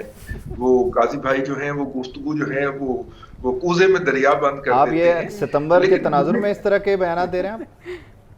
मुझे 9 सितंबर के बाद 9 मई के बाद में ऐसे बयान देना शुरू हुआ। अच्छा, उसमें बात ये है कि हमारे वो अहबाब जो कि 14 मई से तो खैर इशारा है दस्तूर पे किसी और चीज के लिए था, बहरहाल इसको भी समझना होगा। दादा प्लीज कंटिन्यू कीजिए।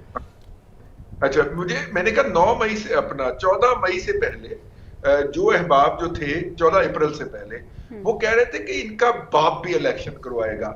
ये इलेक्शन 14 अप्रैल को होने जा रहे हैं। किसी टीवी प्रोग्राम में आपको और मुझे बोलने नहीं देते थे कि जनाब ये कॉन्स्टिट्यूशनल रिक्वायरमेंट है, ये होना पड़ेगा। साहब, हमें आपको फिर इंटरप्ट करना पड़ेगा और आपकी बात को हम कंटिन्यू करेंगे। Back to the newsroom. बहुत सी मुलाकातों, मुशावरत और डिस्कशंस के बाद वो नाम सामने आ गया है जिसका इंतजार किया जा रहा था। सेनेटर अनवारुल हक काकड़ पाकिस्तान के निगरान वज़ीर आज़म बन गए हैं। सदर मुमलिकत ने अनवारुल हक काकड़ की बतौर निगरान वज़ीर आज़म तैनाती की समरी पे दस्तखत भी कर दिए हैं और वज़ीर आज़म शहबाज शरीफ और अपोजिशन लीडर के दरमियान जो आज की मुलाकात हुई वो हतमी साबित हुई और निगरान वज़ीर आज़म का जो नाम है वो उस पर इत्तफाक हो गया। इनवारुल हक काकड़ को निगरान वज़ीर आज़म का प्रोटोकॉल भी दे दिया गया है और ये कहा जा रहा है कि 14 अगस्त को ओहदे का हल्फ भी उठाएंगे। खबरें बताया जा रहा है कि आज रात 8 बजे गालिबन वो कुछ कह रहे हैं 14 अगस्त। कुछ लोगों की खबर इस्लामाबाद से ये है कि 14 अगस्त तक ये मामला जो है वो तूल पकड़ सकता है, लेकिन बहरहाल ये भी थोड़ी देर में क्लियर हो जाएगा। लेकिन सदर ममलिकत के दस्तखत के बाद अभी तक क्योंकि बाकायदा तौर पर नोटिफिकेशन जारी नहीं हुआ, इससे पता चलता है कि थोड़ा सा ये मामला डिलेड है। तो डेफिनेटली वो जो गुलाम मुर्तज़ा साहब जो बात करें 14 अगस्त वाली, उसमें वजन पड़ता नजर आ रहा है। बहरहाल मजमूई तौर पर सूरत हाल क्या रही, अपोजिशन लीडर वज़ीर आज़म से मिले, उसके बाद बाहर आए तो उन्होंने बात की और बताया कि उनके दिए हुए नामों में से एक नाम पर इत्तेफाक हुआ है। बाकी 5 नाम पूछे गए तो उन्होंने कहा ये हमने तय किया था कि ये सीक्रेट ही रहेंगे, ये हम सीगा राज में रखेंगे और बस जो नाम है वो यही है और ये निगरान वज़ीर आज़म होंगे। अनवारुल हक काकड़ बलोचिस्तान से जिनका ताल्लुक है, इस वक्त सेनेटर हैं, पहले बलोचिस्तान हुकूमत के तर्जुमान रहे हैं, 2 बार उन्होंने इंतखाबात में भी हिस्सा लिया बतौर रुकन कौमी असम्बली। एक मरतबा उन्होंने पाकिस्तान मुस्लिम लीग नून की तरफ से और एक मरतबा काफ लीग की तरफ से इलेक्शन में हिस्सा लिया।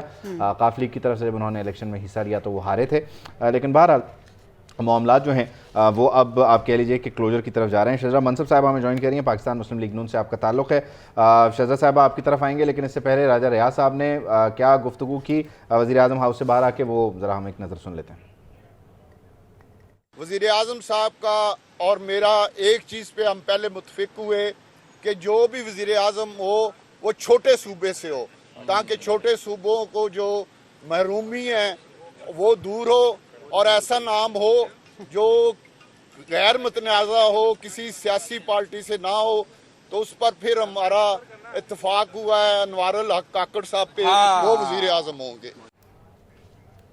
अपोजिशन लीडर की गुफ्तगू आपने मुलाहिज़ा कर ली। आज जब उनकी मुलाकात हुई है वज़ीर आज़म शहबाज शरीफ से तो उन्होंने कहा है कि ये नाम मेरी तरफ से दिया गया था और ये नाम फ़ाइनल हो गया है। शिजरा मनसब साहिबा हमारे साथ मौजूद है, मुस्लिम लीग नून से उनका ताल्लुक है। बहुत शुक्रिया शिजरा साहिबा आपके वक्त का। आज वो जवाब मिल गया है, निगरान वज़ीर आज़म के तौर पर सेनेटर अनवारुल हक काकड़ साहब जो हैं वो फ़ाइनल हुए हैं। मुस्लिम लीग नून किस तरह से देख रही है इसको? बिस्मिल्लाहिर्रहमानिर्रहीम। मैं समझती हूँ कि ये बड़ी खुशाइन बात है। एक आईनी तरीके से जो केयर टेकर प्राइम मिनिस्टर जिस तरीके से उनका चुनाव होना था वो हो गया है और उसकी अनाउंसमेंट भी हो गई है।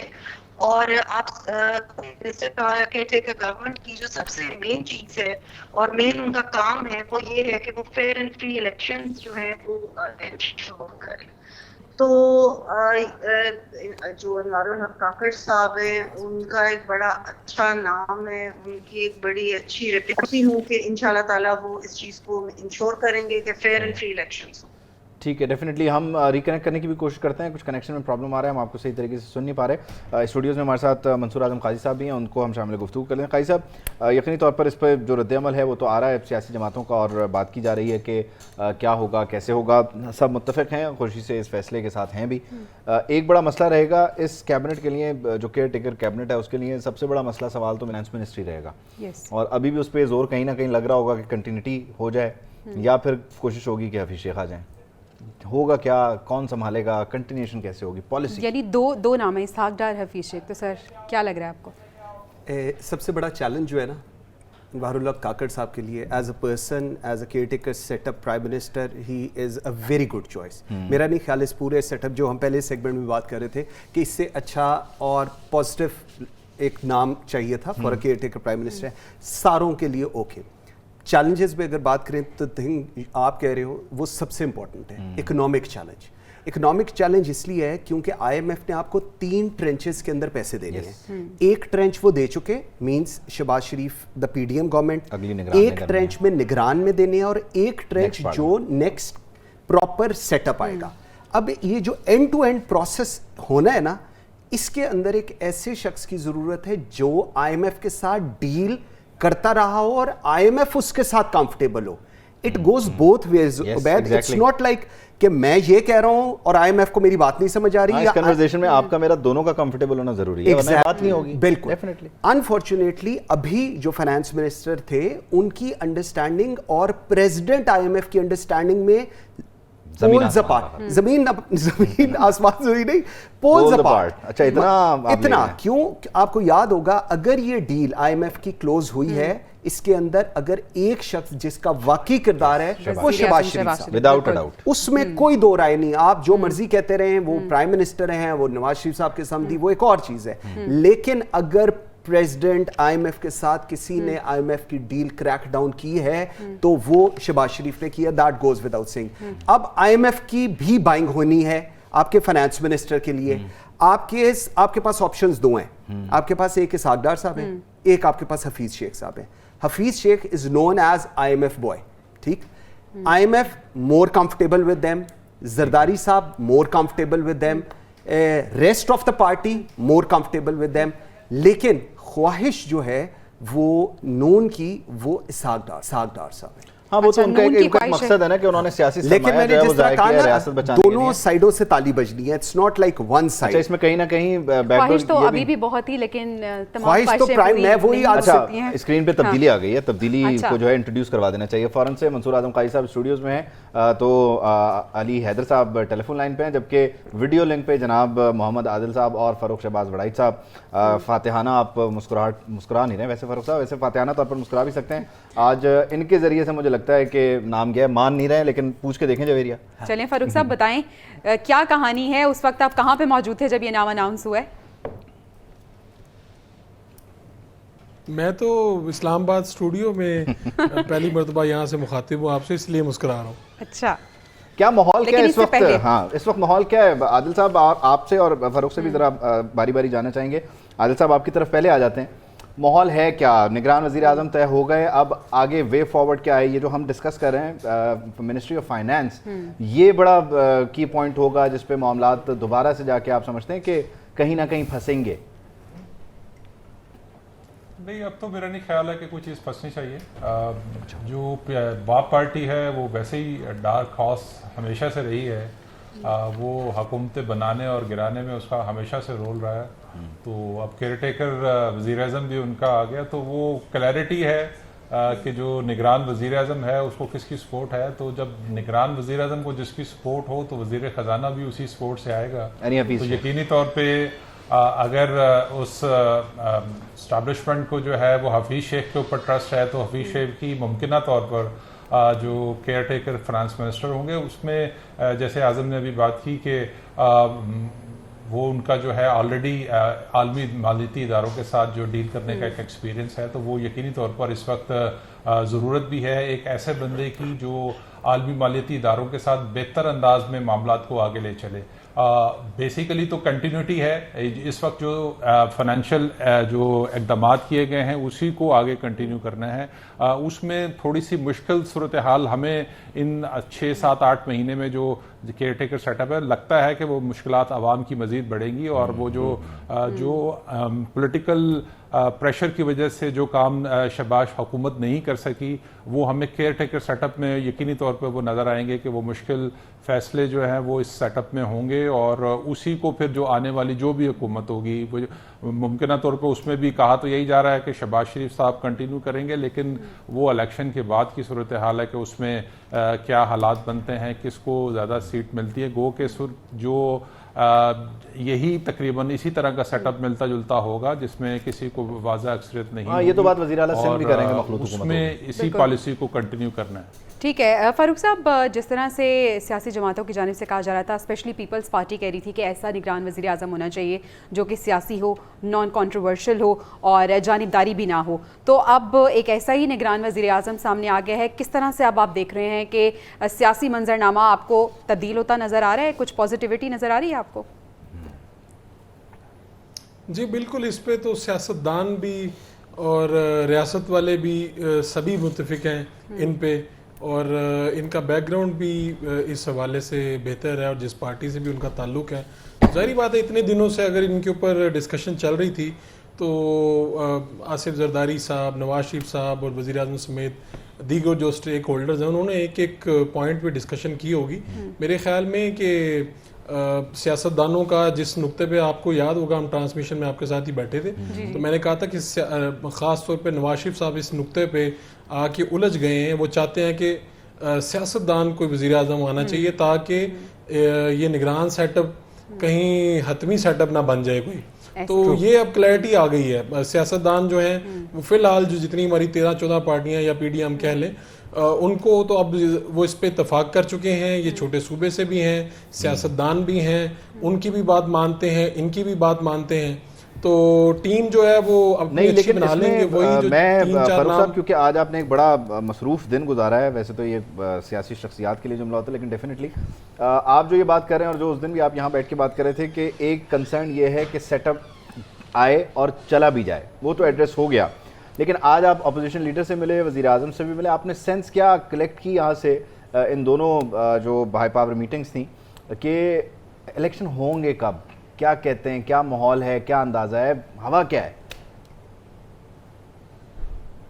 मुझे तो ऐसा लगता है कि जैसे अभी वज़ीर आज़म साहब की बातों से भी और उनके अंदाज से भी ऐसा लगता है कि इलेक्शन कहीं अगले साल के किसी पहले, दूसरे, तीसरे महीने में कहीं पे जाके होंगे।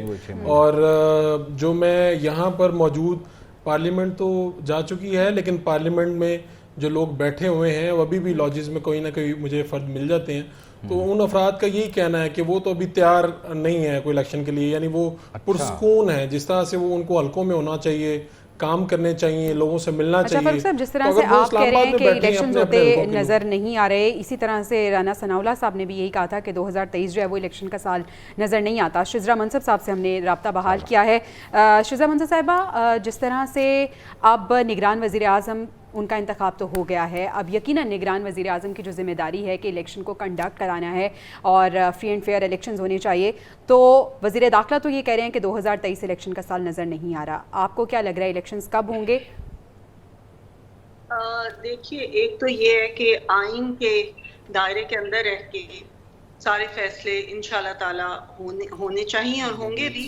अब आप जानती हैं कि जो नया सेंसस है उसकी भी मंजूरी देना, वो भी एक आइन के अंदर ही लिखा हुआ है। और उसकी मंजूरी के बाद अब हल्का बंदियां, वो भी एक आइनी तरजीही है। तो अब हल्का बंदियों के लिए जो इलेक्शन कमीशन ने कहा है, उन्होंने कहा है कि जी हमें 4 महीने चाहिए। तो उस लिहाज से अगर देखा जाए तो इलेक्शन थोड़े से शायद डिले हो जाए। जो 90 दिन का एक आईनी टाइम फ्रेम है, उससे शायद थोड़े से आगे हो जाए।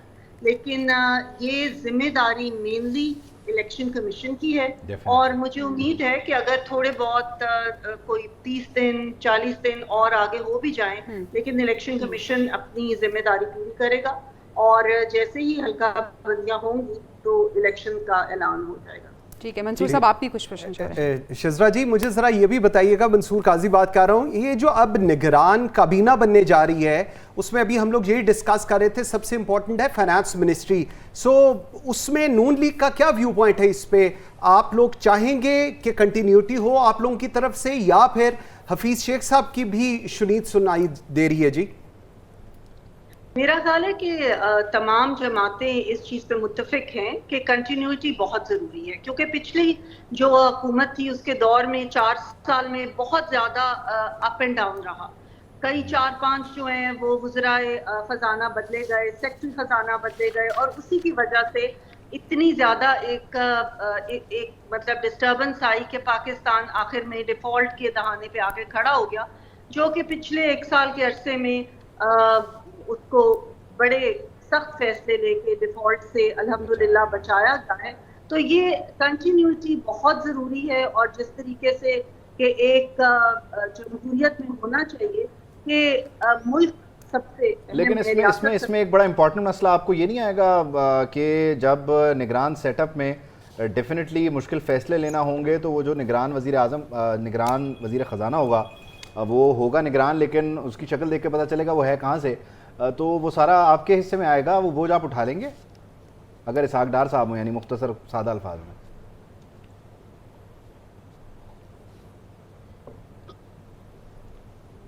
मुस्कुरा रही हैं, जवाब नहीं दे पाई गालिबन।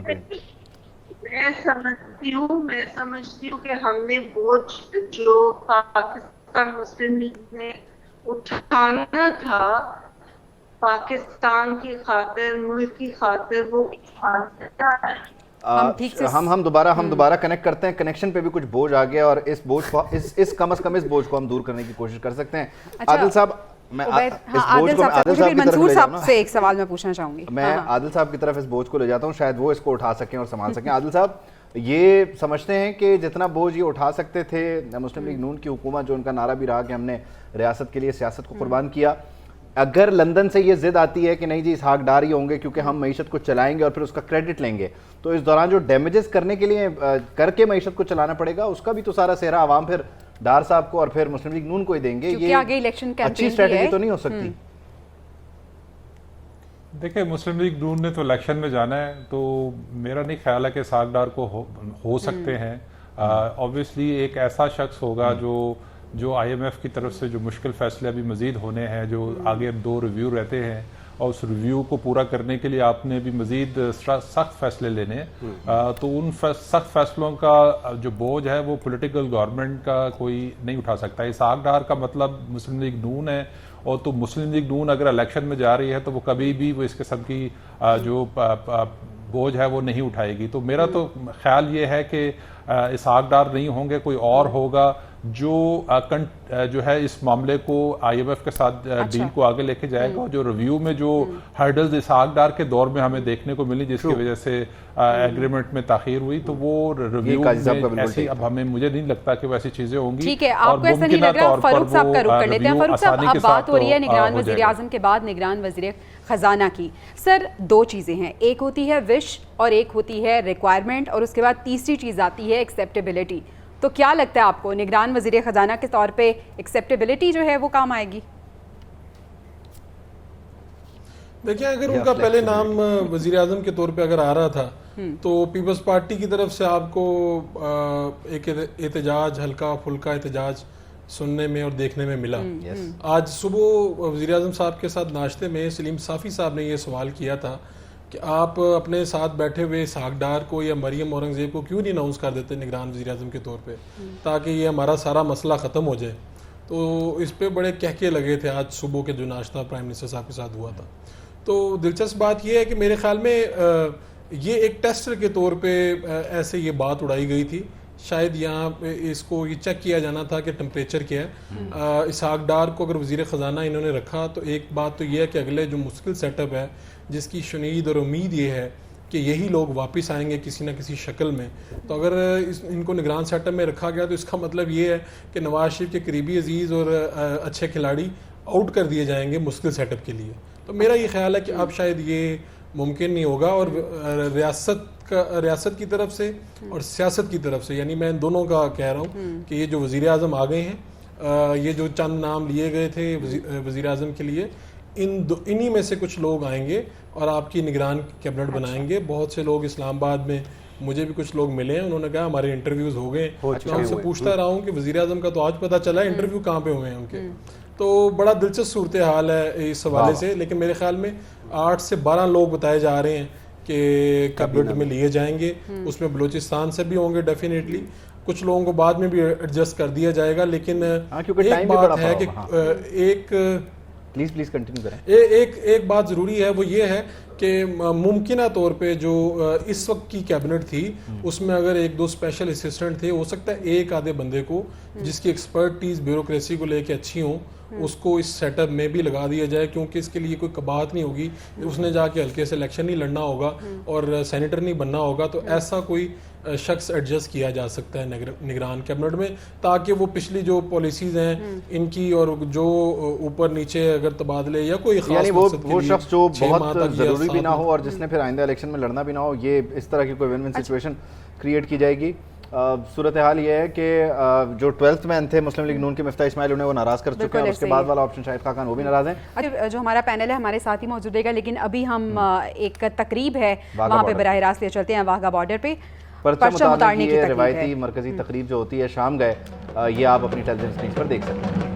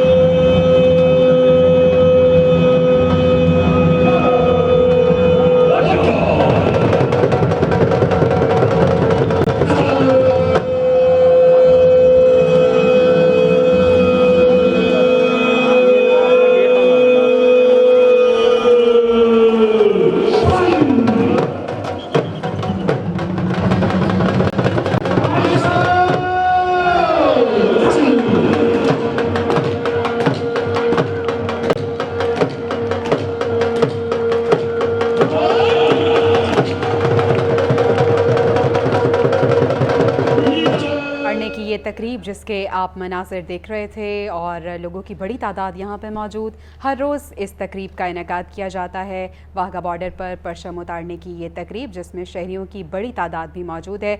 स्टूडियोज़ में हमें नसीर वाघा साहब ने भी ज्वाइन कर लिया है और बात हम अपनी वहीं से कंटिन्यू करेंगे। निगरान वज़ीर आज़म को लेकर आज की गुफ्तगू चल रही है। निगरान वज़ीर आज़म जिनके नाम के बारे में बहुत से सवालात थे कि कौन होगा निगरान वज़ीर आज़म, तो आज उसका जवाब मिल गया है। अनवारुल हक काकड़ साहब जिनका ताल्लुक बलूचिस्तान से है और बलूचिस्तान अवामी पार्टी से उनका ताल्लुक है, सेनेटर है और 2018 से सेनेटर हैं। बहरहाल नसीर वाघा साहब भी हमारे साथ हैं, मंसूर काजी साहब भी हमारे साथ हैं और दीगर हमारे जो मेहमान हैं इस्लामाबाद स्टूडियोज़ में वो भी हैं।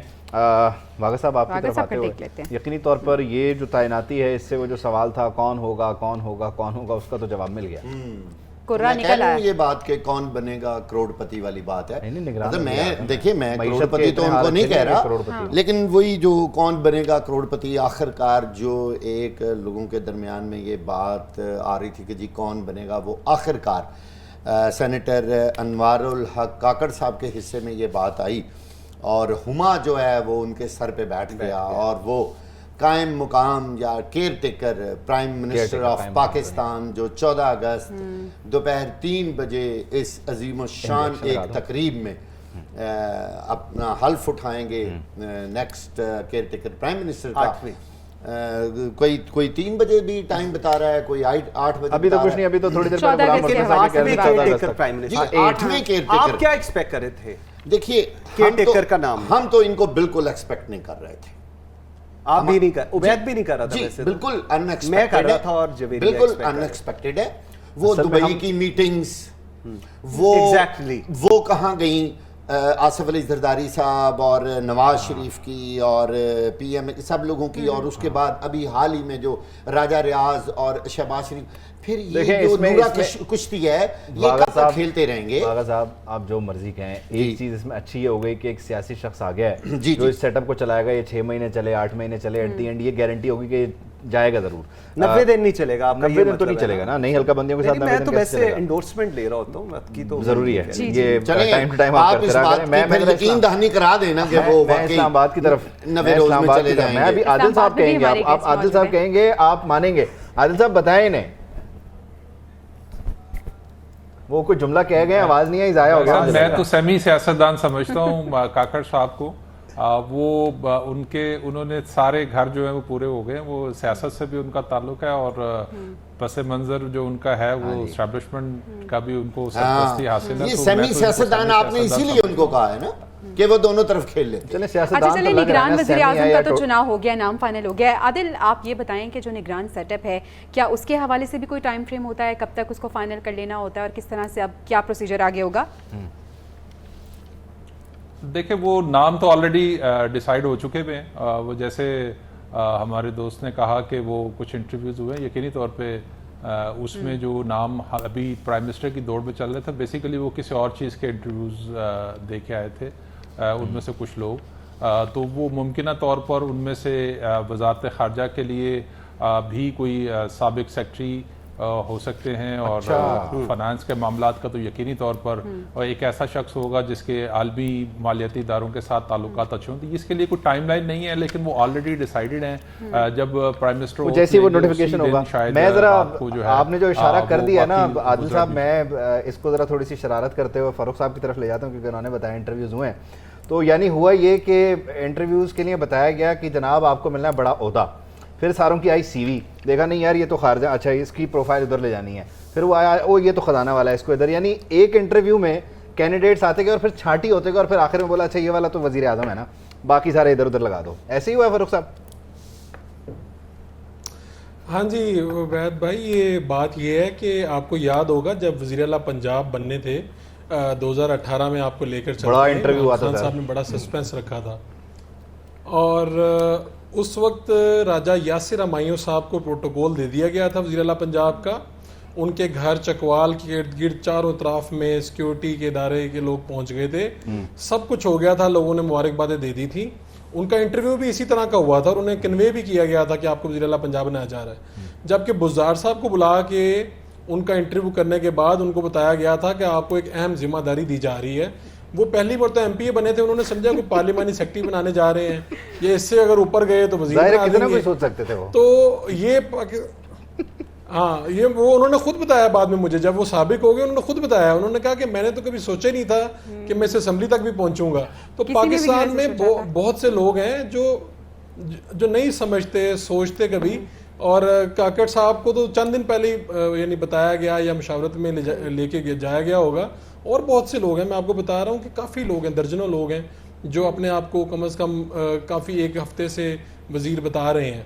तो अब उनमें से बहुत से लोगों को मायूसी का सामना भी करना पड़ेगा। अच्छा, इसमें कहीं ये जोर आजमाई है या ये चल रही है कि जैसे कुछ आप कह लीजिए बिजनेसमैन के नाम थे, एक सियासी शख्सियत के बड़े करीब हैं, उनका नाम आया कि वो निगरान वज़ीर आज़म होंगे, लेकिन वो निगरान वज़ीर आज़म तो नहीं है डेफिनेटली, लेकिन वो काबीना में कहीं ना कहीं एडजस्ट हो जाएंगे। फिर एक साबिक सेक्रेटरी खारजा हैं तो वो वजारत खारजा की तरफ, जैसे आदिल साहब ने इशारा किया, या हम साबिक वज़ीर ख़जाना की बात कर रहे हैं, तो एडजस्टमेंट्स हो जाएंगी। यानी नाराज़ एट दी एंड पीडीएम इत्तेहाद में से या पीपल्स पार्टी में से कोई होगा भी नहीं और रेलिवेंट लोग रेलिवेंट जॉब्स के लिए आ भी जाएंगे। फारूक साहब? हाँ जी बिल्कुल ऐसे ही है। आप कमो बेश पूरी आधी कैबिनेट तो आपने भी तश्कील दे दी है इधर बैठ के न्यूज़ रूम में ही। कमो बेश इसी तरफ ही बात जाएगी, यानी हर फरीक को कुछ ना कुछ दिया जाएगा। और बहुत से लोग हैं, बहुत देर से एफर्ट कर रहे हैं, बहुत से लोगों की ज़रूरत है इस वक्त पाकिस्तान। अच्छा फारूक साहब, आज 7 बजे तो आपके प्रोग्राम में हम वज़ीर आज़म साहब की गुफ्तगू सुन ही लेंगे, आपसे उन्होंने क्या बात किया है। लेकिन ये बताएं कि वज़ीर आज़म साहब कह रहे हैं कि जो ये 16 माह का अरसा था, ये बड़ी खुशगवार यादें मैं लेके जा रहा हूँ, और जो इत्तेहादियों का इत्तेहाद है, हमें लग रहा था कि अब थोड़ा सा डिस्प्यूट नज़र आएगा, लेकिन वो इत्तेहाद तो माशाल्लाह अभी भी कायम है। तो फिर कब टूटेगा इत्तेहाद? इलेक्शन की जानिब पे बढ़ेंगे तो टूट गई, कड़क करके हो गया।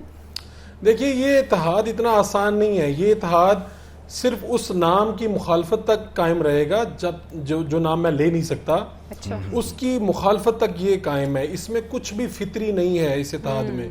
अगर आप पीपल्स पार्टी और JUI को साथ बैठा देखें तो आपके लिए भी ये छंबे की बात होगी। अभी भी मैं जानता हूँ उनके अंदर क्या चीज़ें चल रही हैं। पीपल्स पार्टी ANP तो बैठ सकती है, लेकिन JUI कहाँ से आ गई? इसमें और बहुत सी जमातें हैं। इवन आज भी पीपल्स पार्टी का जो पक्का वोटर है, जो जाले हैं, वो नून लीग को एक्सेप्ट नहीं करते। और ये गैर फितरी इत्तेहाद है। प्राइम मिनिस्टर साहब ने आज भी मुझे कहा है कि उनकी कोशिश यही है कि वो आगे भी मुकाबला करें, लेकिन मेरा ये ख्याल है कि पहले 9 मई से पहले सूरत हाल मुख्तलिफ थी, तब ये सभी लोग यही चाहते थे। अब 9 मई के बाद सूरत मुख्तलिफ हो चुकी है। अब तो डेफिनेटली ये तो मामला जो है वो आप कह लीजिए ना, वो जो एक बड़ा फरीक था वो तो हो गया बाहर इस सारे सूरत हाल से अपनी गलतियों की वजह से। अब तो यही लोग हैं और ये तो सारे आई अपने एक दूसरे के खिलाफ सियासत करते हुए हैं। अब ये क्या करेंगे, वो क्या कहते हैं कि घास से दोस्ती कर लेगा तो खाएगा क्या, वो वाला हिसाब है। ऐसे ही। अच्छा, पीडीएम की सबसे इंपॉर्टेंट चीज़ जो भी हम लोग बात कर रहे हैं ना, ये केयर टेकर सेटअप, ये पीडीएम की नॉमिनेशन है और इसमें एक एक शख्स जिनको ये वजीर बनाएंगे उनको ड्यूल चार्ज देंगे या 2-2, 3-3 मिनिस्ट्रीज देंगे सो दैट ये प्रोसेस चल सके। और बात फिर वहीं पर है, 2-3 जो मेजर मिनिस्ट्रीज हैं उनके ऊपर डिस्प्यूट है। और आज ही मैं किसी एक सीनियर रहनुमा से बात कर रहा था और मैंने उनसे कहा, मैंने कहा जी ये जो आप लोगों का इत्तेहाद है ये कितनी देर तक अब चलना है। तो उनका मुझे जुमला वागा साहब ये था कि जी गल मुक गई है, हुन अपनी अपनी गेम। सो मतलब सिचुएशन आज से ही मेरे तो ख्याल में सिचुएशन अब फर्क हो गई है। जिस वक्त अनवारुल हक काकड़ साहब अनाउंस हो गए, काबीना तकरीबन नोटिफाई होंगे तो फिर और कल ये भी एक सुनने की शुनीद है कि जी कल शायद काबीना साथ ही हल्फ उठा ले।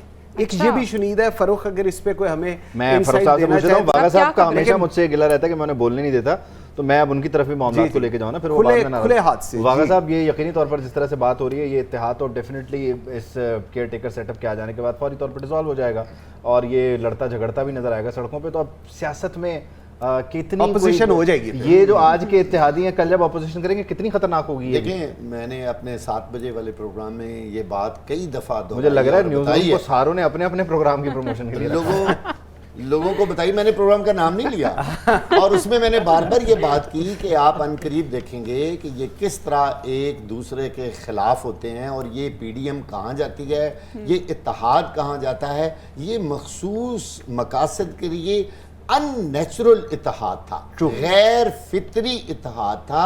को इन तमाम जमातों का ना तो आइन एक जैसा है, ना इनके ख्यालात एक जैसे हैं, ना इनका कोई चीज़ भी इनकी मिलती जुलती नहीं थी। ये एक ख़ास मजबूरी के तहत एक ख़ास अरसे के लिए इकट्ठे हुए।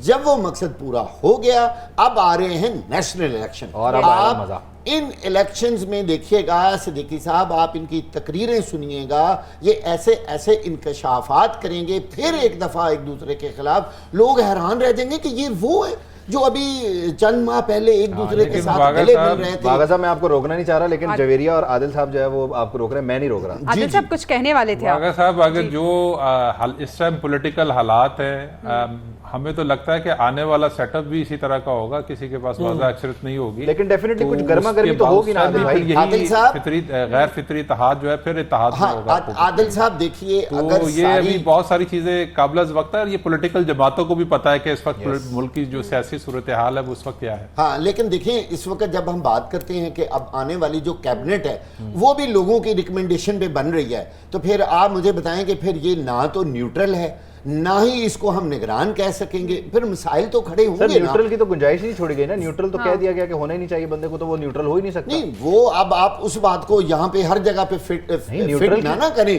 कि वो देखिए न्यूट्रल की तो डेफिनेशन आ गई सर, तो फिर उनकी बाकी बातें भी मान लेना। अगर ये बात जो एस्टैब्लिशमेंट है वो हमेशा ही न्यूट्रल होती है, वो आपको बड़ी अच्छी तरह अंदाजा है। जी जी, लेकिन होना तो यही चाहिए था ना कि एक न्यूट्रल कैबिनेट होती, प्राइम मिनिस्टर न्यूट्रल। चले कम से कम हमें एक बात का इत्मीनान हो गया कि वजीर आजम जो हैं वो इनके किसी के भी मन मर्जी के नहीं आए। ये मैं एज ए जर्नलिस्ट इस बात को, लेकिन राजा रियाज साहब कह रहे हैं, राजा रियाज साहब गलत क्लेम कर रहे हैं, ये इसी पे खुश हो रहे हैं। नहीं, राजा रियाज साहब राजा रियाज कह रहे हैं मैंने नाम दिया। मुझे एक सेकंड, सबको पता है नाम कहां से उतरा है। वागा साहब, चलिए सर, नाम आ चुका है और वो नाम इसकी मुस्बत आज की जो हम खबर ये कहें ना, और आज की जो सूरत हाल बनती है नजर आई कि नाम तो आ गया और सब उस पर मुत्तफिक भी नजर आए और एक्सपेक्ट किया जा रहा है कि पॉजिटिविटी जो है आगे बढ़ेगी। खुश हैं कि ये दोनों जमातें जो इत्तेहाद है, दोनों के नहीं है, इनका नाम नहीं है, लेकिन बहरहाल दोनों के बंदे। न्यूज़ रूम से हमें इजाजत दीजिए। 7:05 पे आप जवाब दो देखेंगे जिसमें वज़ीर आज़म का खुसूसी इंटरव्यू है। देखिए, आपसे मुलाकात होगी अब अगले अलाने के बाद।